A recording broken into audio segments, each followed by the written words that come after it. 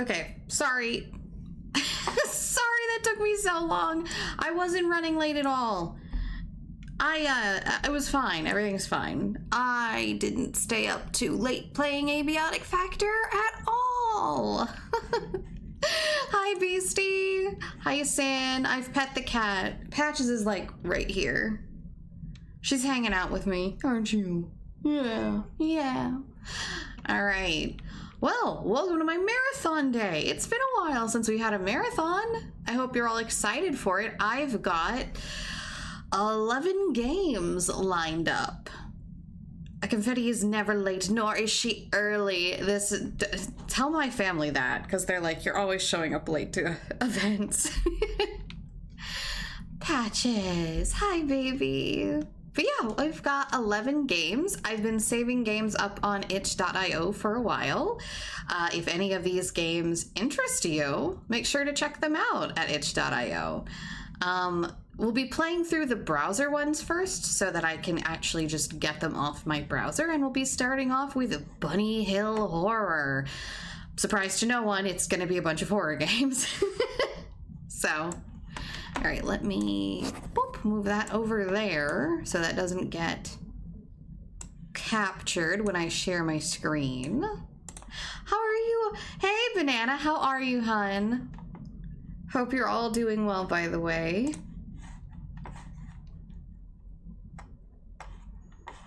All right, I need to screen capture.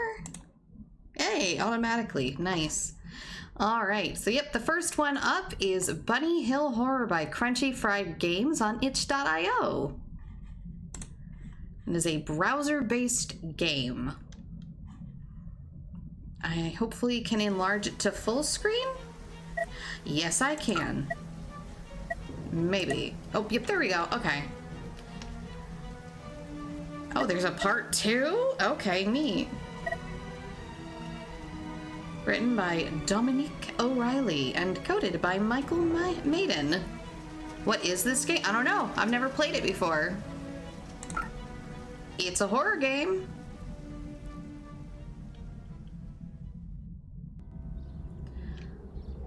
Welcome to Bunny Hill Horror. This is an adventure choosing graphic novel game in which you advance by choosing options below this text. Your somewhat meager inventory is displayed by the icons above, which will flash whenever they can be useful. Once you've had a good check, ring the bell and let the bus driver know you're done. You've arrived at your stop. It's time to get off. Did they not know that we know what an adventure, what a visual novel is? Oh well, not everybody knows what a visual novel is. Not everyone does. You step off the bus with the same feeling of gloom and inevitable defeat that you've always experienced in these situations. Thanks, you say to the driver, who merely registers your cheap suit, grunts, and drives off with 3 elderly ladies who comprise the only remaining passengers this far on the edge of town. You attempt to whistle a cheery tune, but this gets drowned out by the wind. At least there's no doubt that you're in the right location. There can't be too many castles in these parts. You cross a wooden bridge over the stream that runs along the base of the hill and sigh as you gaze up at the monstrosity. Well, time to get this over with. You look up and take the strength from the cosmos, and the cosmos responds with the first drop of rain.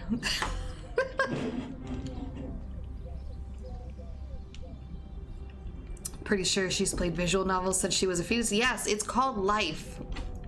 I've been playing the visual novel called Life. Sadly, my saves don't work. Walk north up the hill, walk west along the stream, why not? You walk along,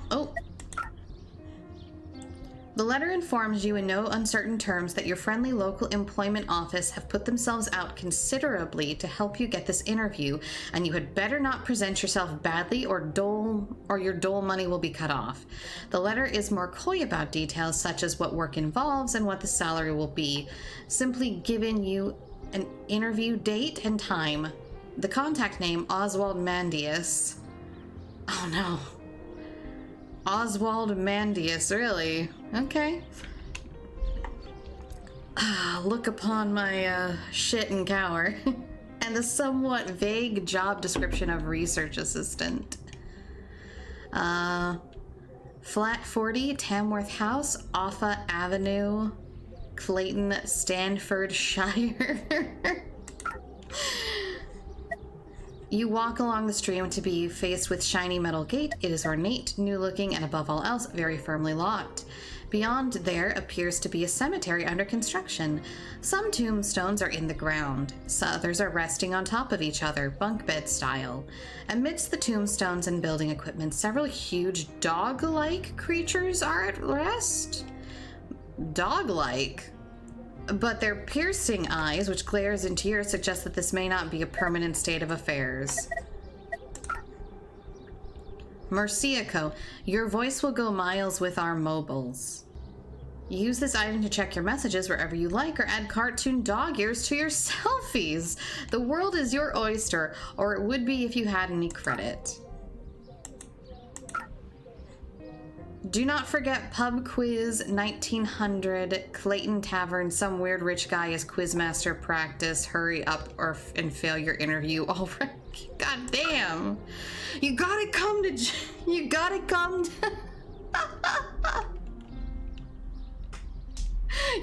to Jeopardy night. Fail your quiz already.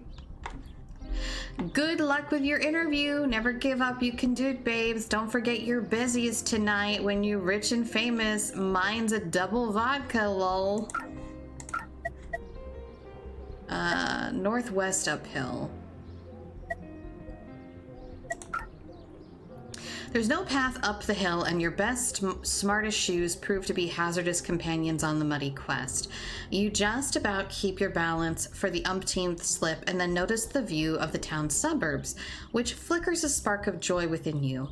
Less welcoming is the sight of a man standing on the bridge, who's dressed in black and doesn't look as though he has any plans to move. The metal fence to your east doesn't look welcoming either. You reach the top, panting and muddy, but feeling a real sense of achievement as Bunny Hill Castle looms above you. You think you see a figure through the open arched doorway. I wish my life was a visual novel. I'd dive into the code and change a few things. Zool in the cemetery at this time of day in this hemisphere? Localized entirely within, Staffordshire? Also, I read these, but... Okay. Hello.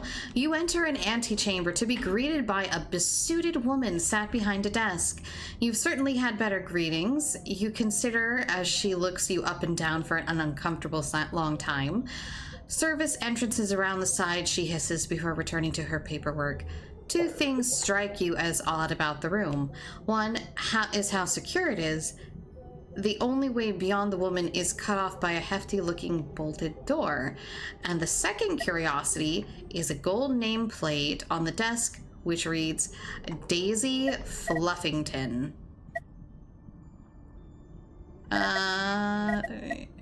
Yep, how's it going, Daisy? She regards you with a look of pure hatred. Oh, thank you for the pat the clown! Let's see. I would pet the cat, but she's left me. She's left me. She ditched me. That's Miss to you? Okay, how's it going, Miss Fluffington? Just Miss. She snaps. Daisy shuts her eyes and takes several deep breaths. Remember, I'm the one who decides whether you get this job or whether your dole-grunging money gets cut off. And a sinister smile appears. I really hope you do get it. Well, I feel threatened. You walk away from the unpleasant lady, deciding that you have other business to attend to, or maybe you just want to be away from her. You're not at the top, not at the bottom, but halfway up a hill. Possibilities lurk in every direction except this one. A manned bridge lies downhill, a castle looms above, and a metal fence cuts off progress to the east. You're halfway up the hill, clockwise from your starting position. You hear but can't see signs of traffic, while further down is a football pitch. A football pitch. Oh, a football pitch. The woodland to the north and west is cut off by a simple wire fence with steel posts, which runs down to the southwest and seemingly right to the top. It looks climbable. Oh my god. We're doing so bad. Gack! You get ready to scale the fence by holding on to the metal post, but then fly backwards, getting your breath back. You bitterly wonder why the landowner didn't feel the need to put up an electrocution hazard notice anywhere. Clearly, he's not in the sort to go in for warning. I'm sorry. I am, like, still waking up. I swear it's not gonna get better. You descend to the bottom of the hill to a football pitch that doubles as a swamp. If anything, the land gets worse to the woods in the west, and your sad footwear isn't going to get you anywhere. An almost jumpable-looking stream cuts off to the south. South Pass Stream? What? What? At least nobody saw you? Okay.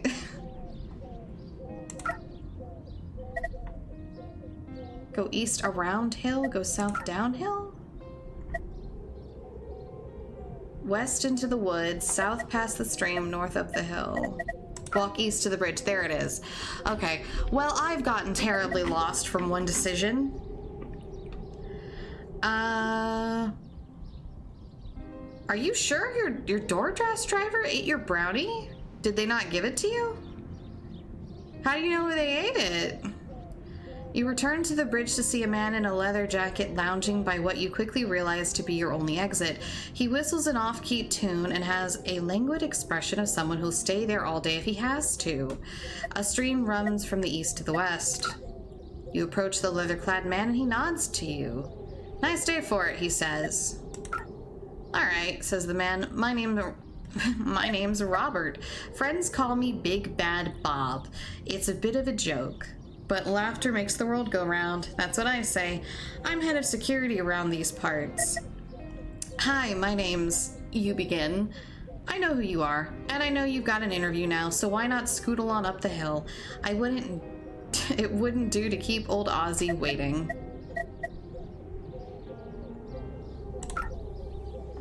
Okay.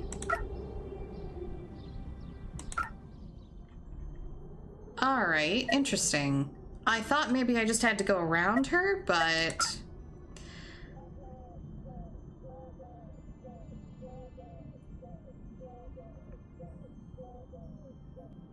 What the... Okay, Sin, stop. Fucking, I thought you were Naomi for a second. By this place, of course you mean Bunny Hill Castle, do you not? She waits for you to answer and interrupts you as soon as you open your mouth. It's a beacon of hope to us all a lighthouse in the sordid and corrupt country. It may be new, but will soon become the past and future combined. Daisy's declamation ends with her arms outstretched for several seconds as if waiting for a round of applause. You cough politely and think of something else to do. Ah, so I just need to give her the letter. I see, she says, taking your letter and checking it against the sheet of paper. You're sure she just chose at random. Well, I suppose you are the general caliber of applicants the employment ministry seems to be shoveling on us these days. Now, if you'd just like to surrender your mobile or tablet or cloud or whatever idiot machine your kind carries these days, we shall proceed. There's a bin here. Then you can follow me inside. Surrender my phone? I guess, no. Very good. Then we shall begin. Daisy opens a drawer and waves numerous sheets of paper vigorously in the air. This is the application form, the official government-approved form. It complies with the Interior Ministry guidelines, gender equality and data protection protocols, the Declaration of Helsinki, and probably the Warsaw Bloody Pact. Now, which gender do you identify with? Are you male, female, transgender, non-binary, or do you simply not wish to disclose such sensitive information? She rips up the sheet and makes a show of examining another. Disabilities. Are you dyslexic, dyspraxic? Did your daddy never love you? Are you colorblind, gluten intolerant, or just a complete dunce who couldn't find your arse with both hands? If so, we get brownie points for giving you the job you don't deserve. Isn't that nice and progressive? Let's keep it simple instead, shall we? She scrunches up all but one sheet of paper and lays it in front of you. What is your name?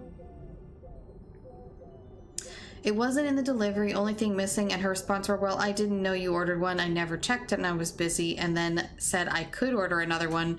If she did need it, she chose to be sus. Oh, that's unfortunate. And oh no, she's a Tory. Right, Pat McGroin? Very good. I'm not giving her my name. She can know me as Pat McGroin. If there's a real Pat... Ah! Who the fuck are you? If there's a real Pat McGroin, I'm sorry, I just sold your name to them. Oh my, they're clearly the Fae. Look at that fucker. He just slid into frame. Oh my god. Very good, says Daisy, and then her eyebrows narrow. Oh, I see we have a comedian. I used to be a school mistress once. I knew how to deal with undesirables then, and I know how to deal with them now. She approaches you holding a ruler when you notice another figure has entered the room. Her eyes follow yours, and her manner instantly changes. This is the new applicant, sire. Daisy's voice loses its razor edge and takes on a breathy tone. You know, another of the employee in ministry's referrals. Excellent.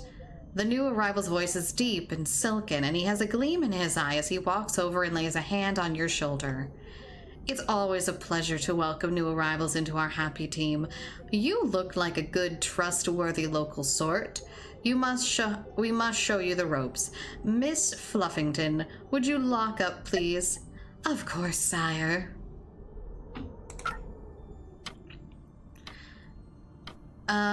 You're led through a round, torchlit corridor and into a stately parlor which smells of sawdust and paint, while unopened boxes give the sense of a new space waiting to be filled.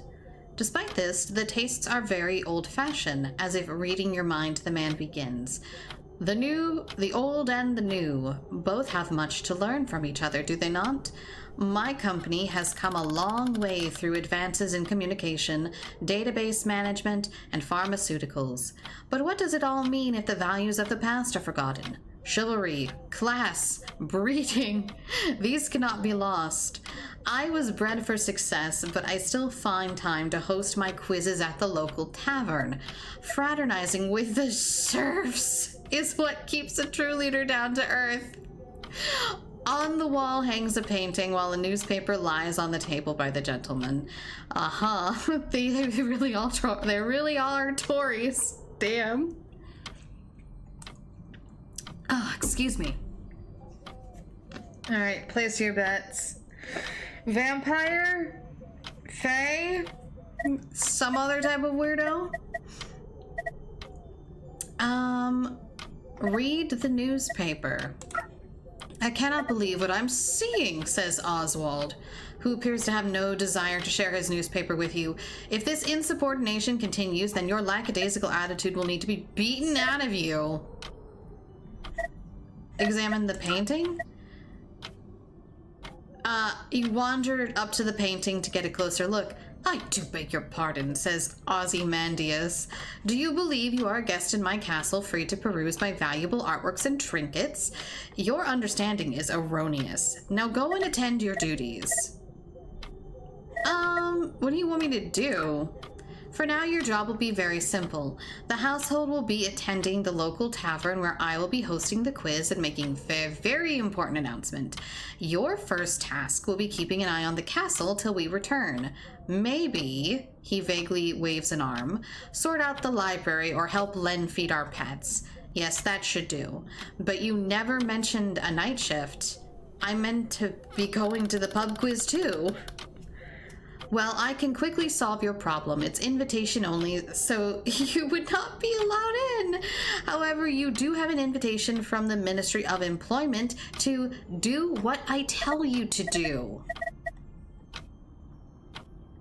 Can I have my phone back, please? You mean, can I have my phone back? Did you not purchase the phone outright, but hired it on a rolling lease? I'm sorry, you mean, can you have my phone back? You did not purchase the phone outright, but hired it on a rolling lease. It is a Mercia Co phone, and I am the king of Mercia. Honestly, you can always rely on the young not to bother reading the terms and conditions. You know what? I'm gonna leave. You're in a corridor which circles around the ground floor of the castle. Some of the rooms don't look quite ready yet, but the ones that do have gold plates on wooden doors. A spiral staircase leads up to the first floor, but its descent is blocked until the builders can finish the job. A painting adds some color to the torchlit walls. Let's see here. Antechamber, parlor, library. Examine the painting. The inscription beneath the painting reads, Heads of Angels by Joshua Reynolds, 1786. Return to the corridor. Parlor? No. Library? The library appears to be a work in progress, featuring a bookcase containing a single slim leather volume which somehow stands upright in the middle of its shelf. On the floor are 3 big cardboard boxes, one of which is open. A painting which sits at the foot of the wall, patiently waiting to be hung up, and a glass-fronted frame containing 2 newspaper clippings. Examine the newspaper clippings?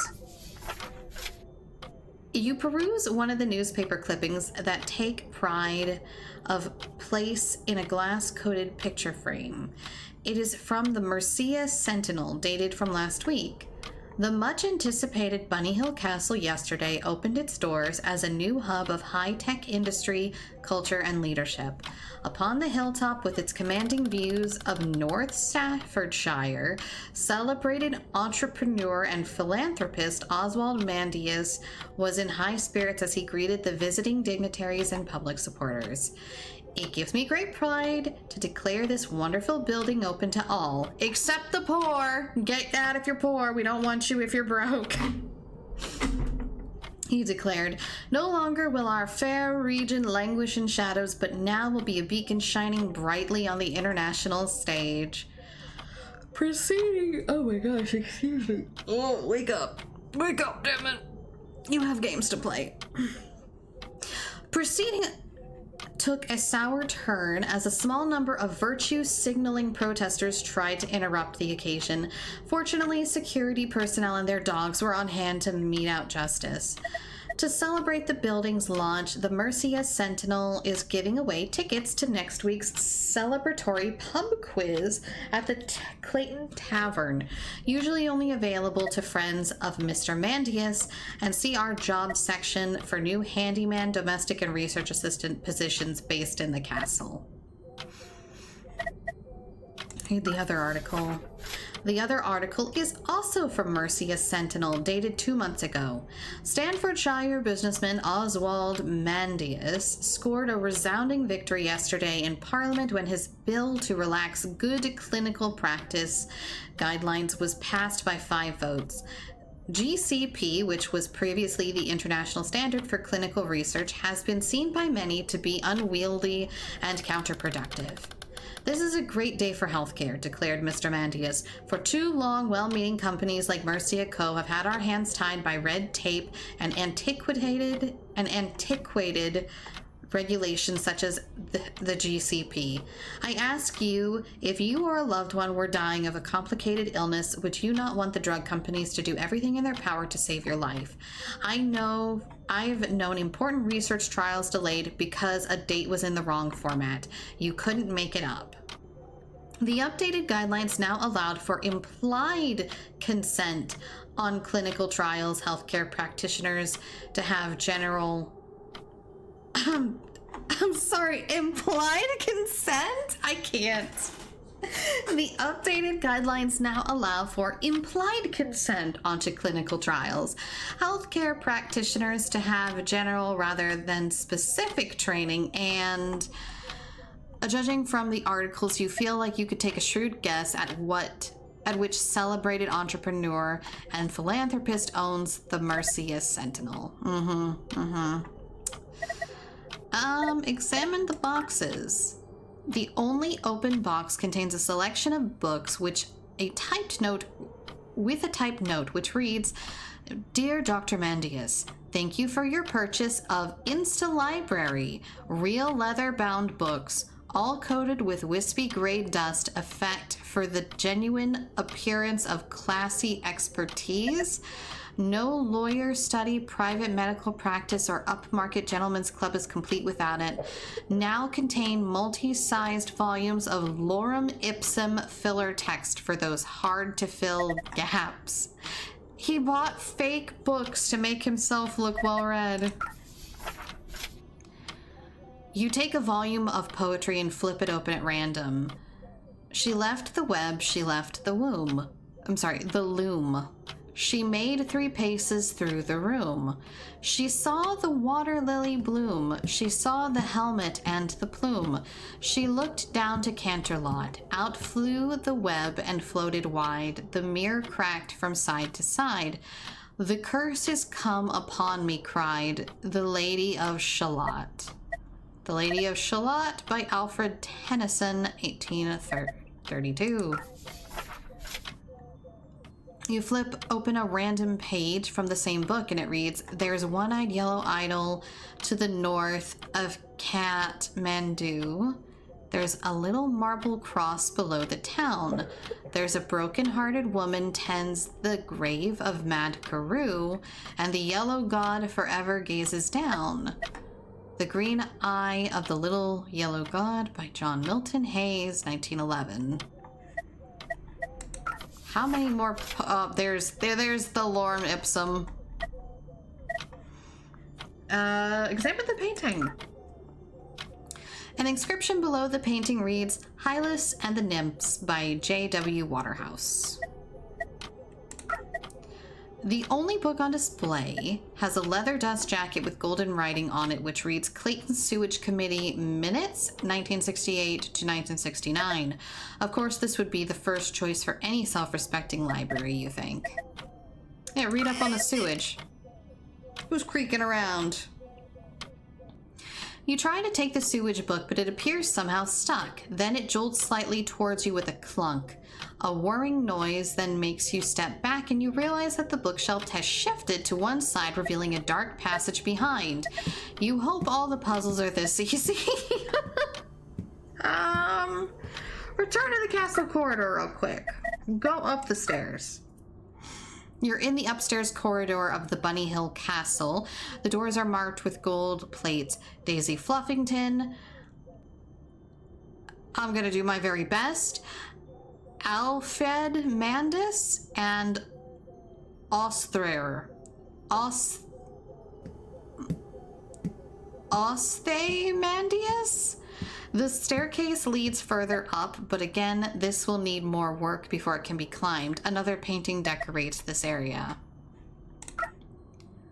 The inscription beneath the painting reads, "The Blessed Guillaume de Tolo, Tormented by Demons" by Ambrose Fredo, 1790. You enter the room of the curiously named Ostrathe. The walls are sparse and everything is tidy to the point where it doesn't appear this bedroom is being lived in. A bed and bedside table comprise the 2 pieces of furniture in the room. Maybe keep track of those names in case they're true names. True. You pull open a section of the bedside table and discover 2 photographs of a pretty blonde girl, presumably in her 20s, a ballpoint pen, and a book of cryptid crossword puzzles that is largely completed. Besides these, the drawers are bare. Deciding there must be more to this room than the total sterility sterility. Oh my god, pull it together, clown. Sterility. You check the bed without much hope. The sheets are silk smooth, the counterpane is clean, and you spot something poking out of the duvet. It's a folded sheet of paper with a handwritten message. Dear sheet of A4 lined paper, I know this has not got the same ring to it as Mr. A4, but I had to burn my real diary. That fluffy arsed lady has been poking and prodding around this room. I know it. It feels like the whole house are closing ranks on me. Even that perv Bob has been trying to get into my knickers lately. They know I'm close to discovering the truth. I'm scared what might happen before I do. Father keeps a dignified silent as ever, and Sis has vanished so far into whatever weird and wonderful world she lives in. Whenever she's not flashing her tits at anything, with a pulse, of course. That she's too predictable to be trusted. Even Len, he's a friend, but he might fold under pressure. Tonight I'm going down to the crypt to find out what their stupid Mercia plans really are. I need to know what happened to the KKK and what lies in store for the next research assistant? Huh? If anyone else is reading this, that means I haven't been able to return and destroy this message. If you want to follow me, you'll need to be smart, so remember to say out loud, "Oh, for one to hate." It seems the whole household has been infected with madness. I'm not going to succumb to it. Isn't that right, Mr. A4? Love, Faye. You decide to keep the improvised diary for future reference.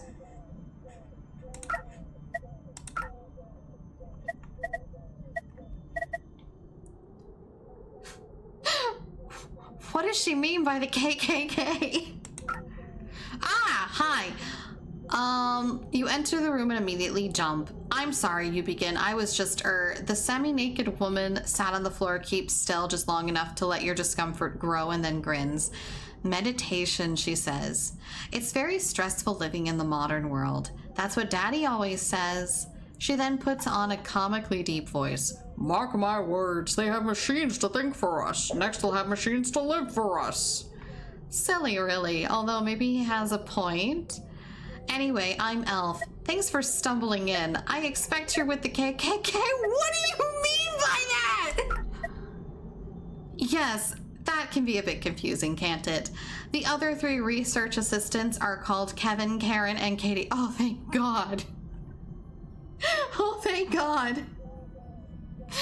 So the KKK, clever, isn't it? Please tell me your name begins with K. Actually, no, don't. That would spoil it. KKKK isn't a thing. Come to think of it, it's been a long time since I've seen any of them. Still, I suppose Daddy has them hard at work somewhere or other.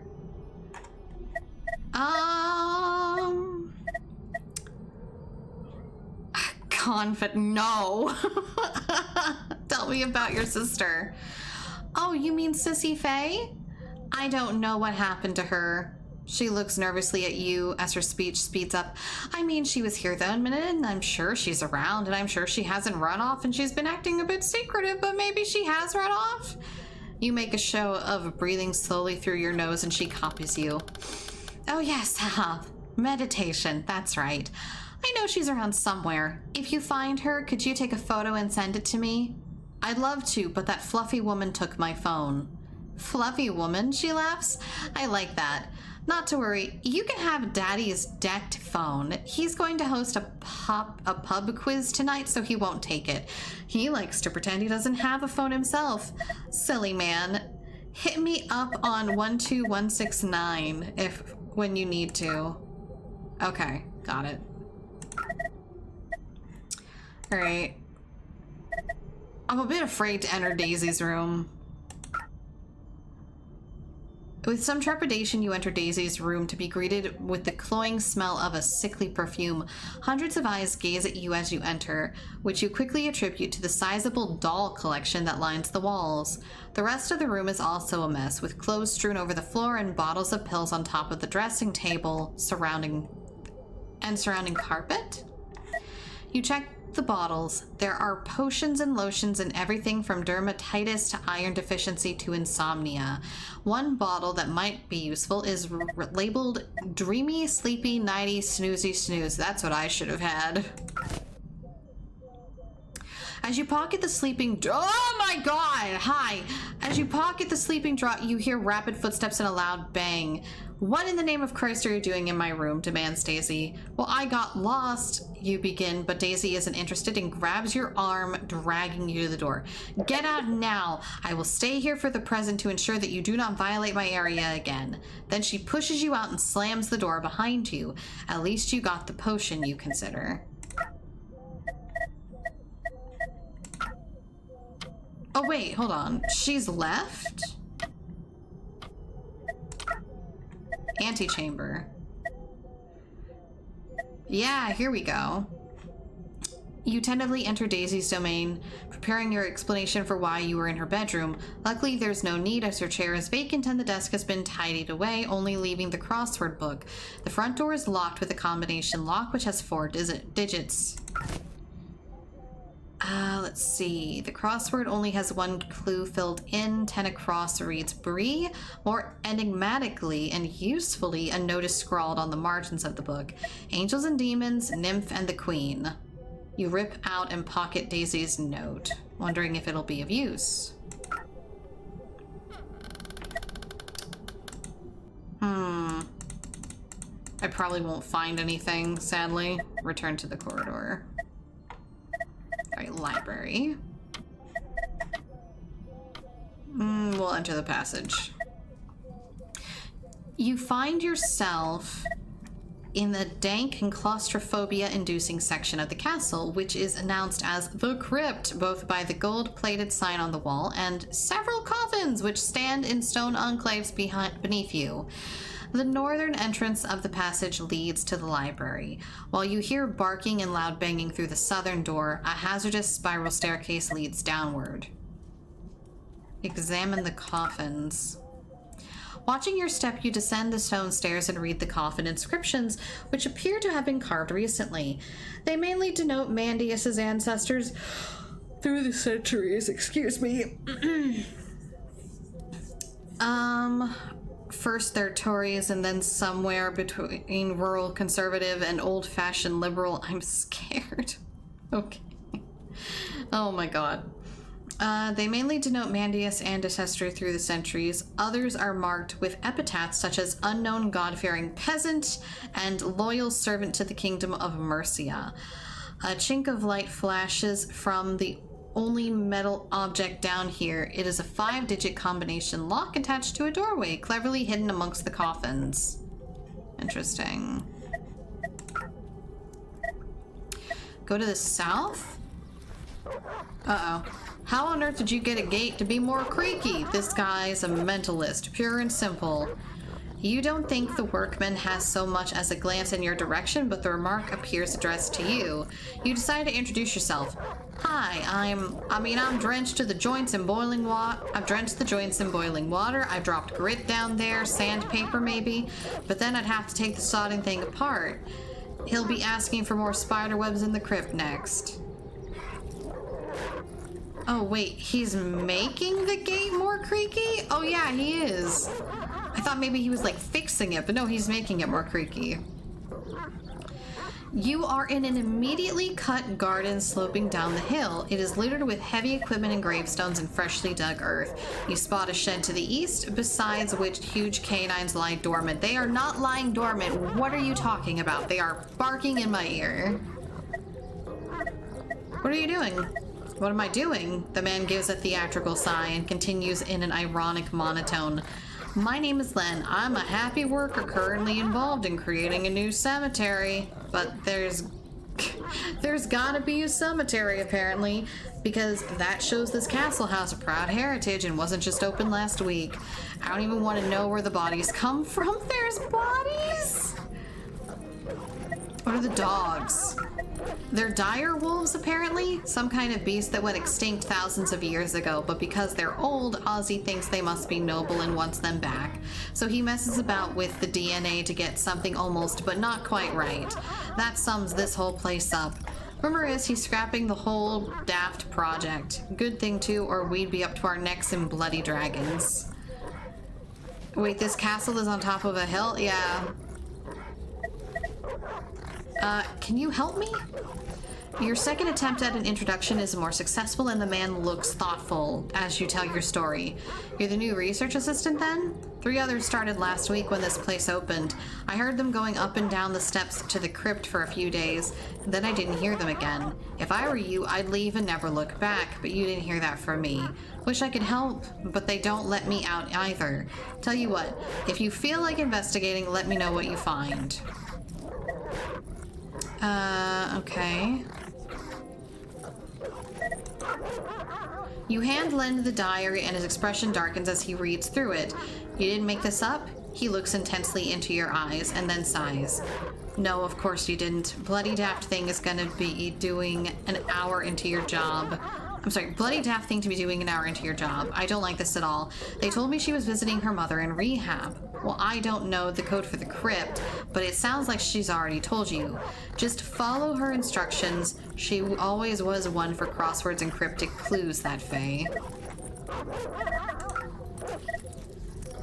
Len examines the note. It's definitely Daisy's handwriting. She's a bit scatterbrained and leaves mnemonics lying around. You know, hints to computer passwords and what have you. All these things sound familiar, but I just can't place them.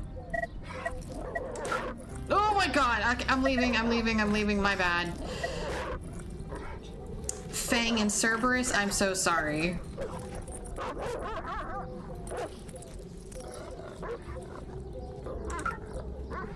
Make fence door creakier, feed monstrosities, arrange the books in libraries, lock up the rooms, prepare for drug distribution. Yep. Get me out of here.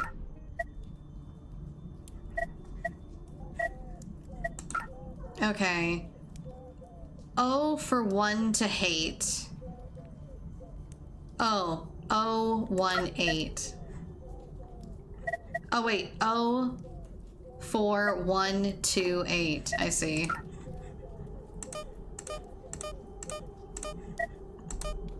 Haha. Fuck yeah, let's go. You descend the dark stone steps to be hit by a foul stench. As you reach the bottom, a fluorescent light flickers and then stays on. Dull groaning noises echo your head. The room consists of a computer, which is turned on next to an untidy pile of papers, and besides, cupboards and shelving. 2 closed metal doors appear to be the source of the noise. They are marked Cell B and Cell A. Welcome to Mercia Co, where the past comes alive. That was cool. You sit at a tatty-wheeled desk chair to see the background consists of a blue screen with Mercia Co. Intranet in large white letters. Only a few icons are displayed. These are a phone record database, email, and internet browser. So what do you want to go to today? Check the emails. Excuse me, I need another drink.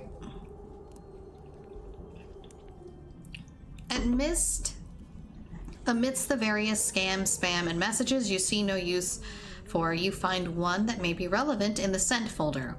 Sire, it is regrettable that you wish to mothball the genetic alteration program. When we had such success with the 2 canines whose DNA were almost identical to direwolf's of old, but of course I must respect your decision. However, this does not mean that we can focus on our pharmacological priorities. Our progress of study drugs A and B is coming along rapidly. I'm sorry, I really can't read. However, this does mean that we can focus on our pharmacological priorities. Our progress on study drugs A and B is coming along rapidly. We already have the substance that permanently adhere to the brain serotonin receptors and turn the subjects either into, in crude terms, mindless zombies or vicious, unthinkable killing machines. Moving to the castle will allow us to fine-tune these experiments with minimal interference. The most important priorities now are to find a means for these substances to switch off when we require, and a means of application in unwilling subjects. Intravenous injections are, of course, impractical for our ultimate objective. Your humble servant, Dr. Kurova. Check the phone records. You click the button marked Mercia Code Telecom Records and get a list of database searches. The most recent one was checked very recently and hits close to home. You double-click the entry. Private messages, Claire Bear. Good luck with your interview. Never give up. Oh my god. Further down, you find a list of your entire history for messages, phone calls, internet browsing, purchases, and GPS locations. You double-click the browser button but are stopped in your tracks. This site is blocked by Mercia Co. Intranet Policy. Your attempt to access this website has been registered and a report has been sent. Examine the shelves. You try the cupboard, but they're all locked. Various files and syringes and other drugs lie on the shelf, but these are behind glass reinforced with metal grills. You try and open one and are unsurprised to find that it is locked too. Not wanting to be in this hellish pit for longer than necessary, you skim through the assorted newspapers and books, paying attention to sections highlighted in green. Drugs epidemic in Manchester. Local reports concerned about the rising number of users of synthetic cannabinoid spice in the Piccadilly area and elsewhere. The users, typically homeless people, can be seen acting like zombies in broad daylight, often passed out in front of shops and even defecating in phone boxes. Okay, it's the same one. I'm not entering either of those cells. Are you out of your mind? Can I save? Game auto saves? Okay, I guess. Well, fuck it then, I guess. As you approach the door, the ominous moaning and stench increases. Although there is a keyhole on the door, the handle turns smoothly. Bracing yourself, you pull the door back and choke on the smell of feces and God knows what else assaults you. 3 wailing figures are tied up in the cell. They fail to register your presence and gaze at the wall. There is a note on the wall, but nothing else compels you to stay. Study drug subjects Kevin, Karen, and Keith. This news. Oh no! Okay, so this is where the 3 Ks went. Hi, you manage. There's only faint moaning in response. Good to see that you're all so... This is hopeless, you decide. Oh, here's where I'm gonna go. Here's where I get to stay. Oh no, this was where the daughter was? Study drug B subjects. Faye, recommend tighter security procedures for cell B due to strength and aggression caused by administering the drug. Oh, great. So, Faye was here. Okay, go to the dogs. Before the meat is even dropped into the bowl, the creatures set upon it with a frenzy. Then they start to eye you up and snarl. You've lost the meat and you feel it would be best to leave quickly before you lose any more vital, like your limbs. Oh, should I have, like...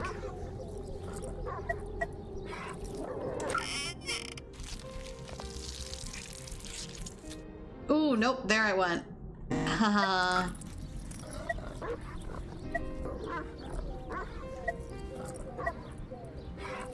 Can I combine the meat?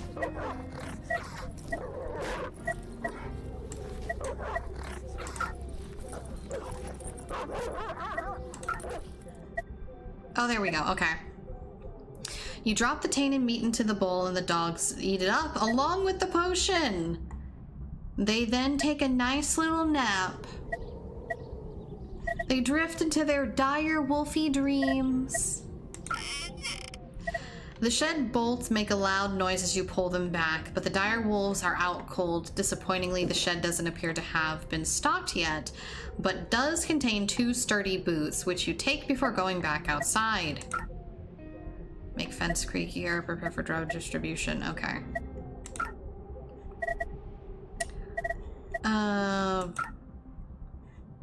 Okay. Can you help me? Let me know what you find. Alright. Go to the cemetery. Alright, go back to the crypt. Confetti grabs some iron. It won't let me. All right, so I've entered door to the south, been there. Examine boxes, examine painting. Angels, demons, nymphs, and queen. All right, examine the painting. Angels and demons, nymphs, and queen. So those are the 4 paintings.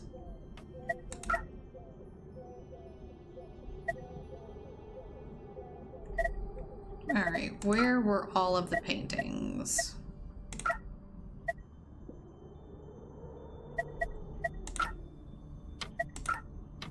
Ah, here's the queen.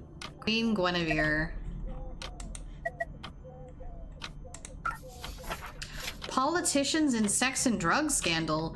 2 leading opposition cabinet members have been placed under armed arrest after allegedly spending the night on a drug and prostitution-fueled rampage from which they still haven't recovered. Anthony Adams and Brian Baldwin spent yesterday afternoon in conference with Oswald Mandius, into whom they are leading an investigation, looking into the allegations of bribery and other unethical business practices. Following the meeting, they were reportedly seen drinking and enjoying the company of an attractive young lady believed to be known as Elf, when Anthony became violent, attacking bystanders with an animal-like ferocity. Meanwhile, Brian entered an almost catatonic state and is still not responding to any stimuli. Anthony is being held in a padded cell after police fired 6 taser shots to subdue him. Their actions have thrown the opposition party into disarray and have led to the abandonment of the investigation of Merciaco. Yep. He drugged him. Okay, so up the stairs, the painting. So angels, demons. Where's that friggin' angel painting? Where is the angel painting? Ah, there it is. Ah, angels. Okay, 1, 2, 3, 4, 5.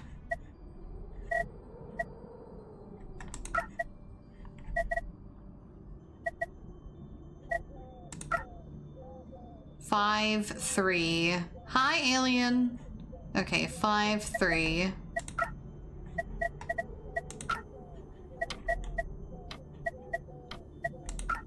Five, 3, 1, 2, 3, 4, 5, 6, 7. 5, 3, 7, 1.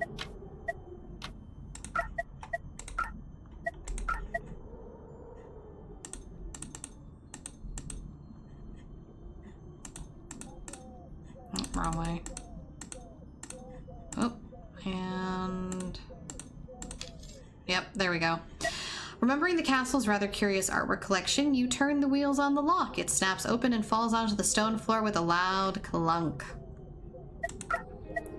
Free from the confines of Bunny Hill Castle, you triumphantly take in the view across this neck of Staffordshire. Even with the wind and gloom and patchy rain don't diminish your spirits. Well, not too much anyway. You're not at the top and not at the bottom. I think we need to go west. We have boots. Oh, what the hell? Bell of wear-worn boots that you stole. These are practical as your smart valued. Oh, they currently seem to be disintegrating. Never mind. Actually go back up. Enter the castle.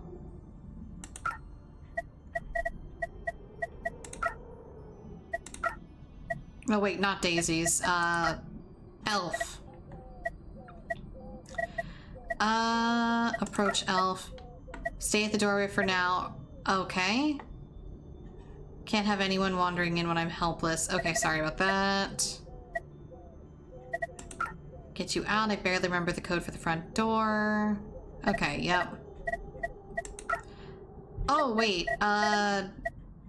Elf. Elf takes a finger and drags it across the prose of Faye's diary.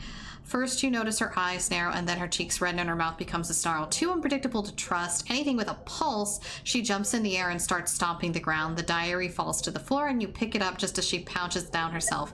Give me that paper. Give it to me before I gouge your eyes out. She pauses as if suddenly hypnotized and takes a few deep breaths. Meditation, calm, happy thoughts. I'm a graceful heron perched on a tranquil lake at sunrise. Okay. Looks like... Oh, I can use the phone? Or not. Okay.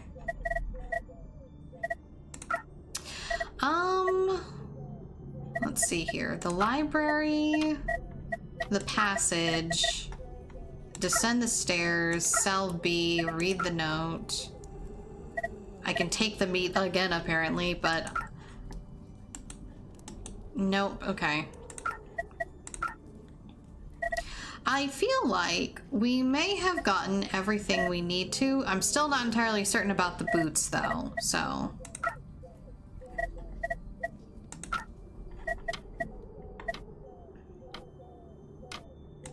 We're just gonna try and leave.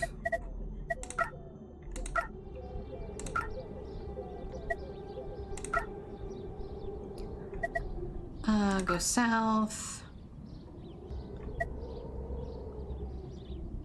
West into the woods is the fence, south past the stream.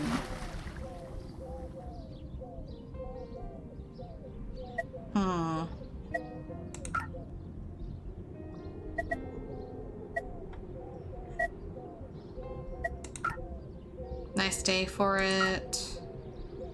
I'd like to leave for the pub quiz. When I say, how can I help you, he begins. Let me rephrase that. Actually, no, just think like the syntactic connotations instead. When a policeman calls you sir, is he going to treat you like he's your servant? When your partner tells you, do what you like, is that actually an invitation to go out on a bender? Think again, pal. You've been here 5 minutes and you're already disregarding orders. Your predecessors were never this disobedient. Ozzy wants me to go and help with the pub quiz. Ozzy told me I need to go help with the pub quiz. He did he? Now, I don't believe that for 3 reasons. 1, you're not in the car with him. B, he hasn't changed my orders to keep you here. And 3, I'm not entirely brain dead. Really? What did you say? Oh, nothing. Okay, well, Big Bad Bob will definitely lay me out. So, let's see here. Was there anything else out here? No, there wasn't. West along the stream. So south is just into the stream. West is into... Ooh, here we go. You put on Len's workbook. Oh, hi, honey. Hi, Faye. Hi, Faye. Hi, Faye. Elf answers the phone after what seems like a long time. You relay the situation as calmly as you can manage and think you can hear her footsteps pacing down the stairs before you finish. Hey sis, Elf appears in no time after your message and has a glazed expression on her face. What are you doing out here? Daddy won't like it. Of course, you never were one to just take his advice, always exploring places you shouldn't. Maybe you should just come back to your cell. Faye moans turn into an even more menacing silence as she stares at her sister. The contest is soon over and Faye moves to the east. Silly bitch, she could never jump that stream. That's why she's lost, Elf says, followed by an unnerving burst of laughter that's a half schoolgirl giggle and half unhinged mania. Can I leave now? You ask with feeling breaking the spell. What? Oh yes, you'll want to go to the pub quiz with the gang, won't you? Of course Bob's on the bridge and he won't let you. Just leave that for me. Unless, if I were to have a problem with my bedroom, he'd come up and fix it, wouldn't he? He's always very eager to fix things for me when that old man is out. Oh, don't look at me like that. Faye passes her time exploring and rebelling. I spend it in more satisfying ways. Which approach has worked better, would you say? Elf grins and moves close, touching your shoulder with one hand and taking a phone out with the other. 10556105556. She says as she dials the number and walks back to the castle. Okay, I guess we're gonna go Big Bad Bob. Okay. Go east.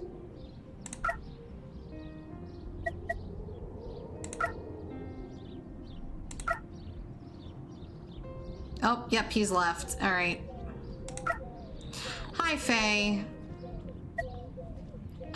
Stand your ground and reason?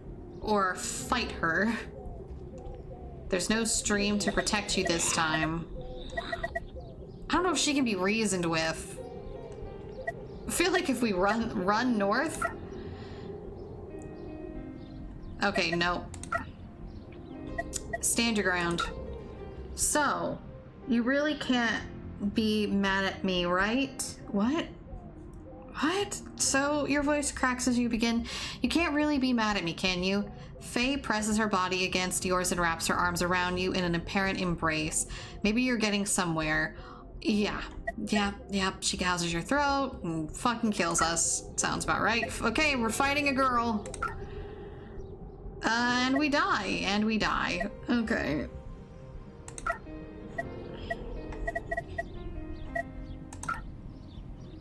Phone Bob. Yeah. Hello, sire. He says in a panicky and out-of-breath voice, I'm really sorry I'm not at my post. Something very urgent came up. You hear a giggle in the background. I'll be there immediately. Thanks, Bobby, you say. You're not usually this helpful.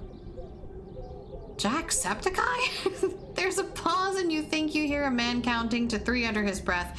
It's you, isn't it, you little rat? I don't know where you got the boss's phone, but I'm coming down to teach you a lesson you won't forget in a hurry. Playing for time, you keep your attention fixed on Faye, slowly backing off whenever she advances. Oh, God. But you don't have to wait long. Bob charges down the hill in a state of half-dress, shouting obscenities about the gruesome thing he's gonna do to you, in a blender, and then feed you to the wolves. The man runs up to you and then stops as he sees Faye. And Faye sees him. He pats down his jacket and looks terrified as whatever he's searching for is no longer there. Faye takes advantage of this to lunge at Bob, clawing her nails through his chest and tearing off his ear with her teeth. The guard is forced, screaming to the floor as Faye gouges and tears through the blood-saturated figure. Time to leave. You run full pelt down the road and see 2 figures you recognize. Claire! Dave! You shout in gratitude and hug each one. Oh, babes, you got the job, says Claire. Dave blushes as you hug him, but quickly recovers to tap at his watch. Well done, he says. But have you been revising for the pub quiz? Word is the Quidmaster's a bit of a nutcase. His main interests are history, especially the Saxon period, medicine, and politics. So it's important we quickly brush up on. Dave, you fucking nerd. You let Dave's drawling wash over you, and you hear your office phone go off. It's display Elf's number, and you answer. I've been a naughty girl, haven't I? I have Bob's revolver right here. Couldn't let him hurt my sister, even if she is a bit of a pain.